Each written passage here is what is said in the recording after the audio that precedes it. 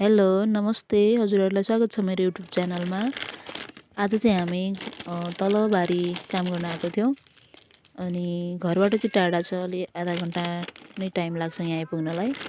अनि भोक लागेर हामी चाहिँ यहाँ गोठमा खाजा बनाएर खान लागेका छौँ। गोठमा चाहिँ यहाँ गाईबस्तु पनि राख्छौँ अनि त्यसपछि भोक लागेको बेला खाजाहरू बनाएर खानुहुन्छ भनेर हामीले खानेकुराहरू बनाउने भाँडाहरू राखेका थियौँ अनि आज त्यसमै खाजा बनाएर खान लागेका छौँ।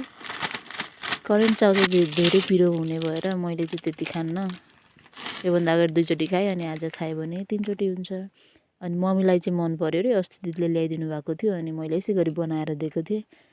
अनि मन पर्यो भनेर भन्नुभयो अनि म पछि पनि ल्याएर बनाएर दिउँला नि त, धेरै खानु चाहिँ हुँदैन यस्तो भनेर भने। अनि आज पसलबाट ल्याएको थिएँ बिहान अनि त्यसपछि मम्मीलाई, विशेष त मम्मीलाई बनाएर दिन लागेको हो। अनि आफूलाई पनि भोक लागिरहेको छ अनि खान्छु म पनि। अनि हजुरहरूलाई भिडियो सेयर गर्दैछु, के कस्तो लाग्छ लाइक एन्ड कमेन्ट गरिदिनु होला।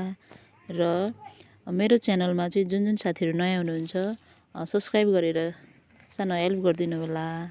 धन्यवाद।